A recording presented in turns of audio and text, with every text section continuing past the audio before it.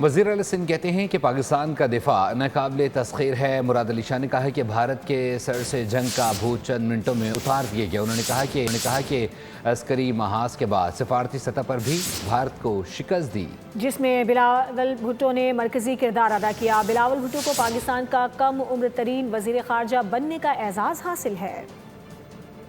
Operation की कुछ घंटों में भारत मुकाबला नहीं कर सका और ये कामयाबी हमारी आर्म्ड फोर्सेस की थी, चाहे हमारी बरी फौज हो, हवाई फौज हो या बहरी फौज हो। उन तीनों की ताकत के सामने भारत पूरी तरह पसपा हुआ। और फिर जब मार्का हैकअप हुआ उस वक्त मीडिया को, इंटरनेशनल मीडिया को जिस तरीके से बिलावल भुट्टो जरदारी ने अपनी तरफ माइल किया, पाकिस्तान का पॉइंट ऑफ व्यू दिया और पाकिस्तान का पॉइंट ऑफ व्यू सुरखरू हुआ। सब्सक्राइब करें और बेल दबाएं ताकि कोई खबर रह न जाए।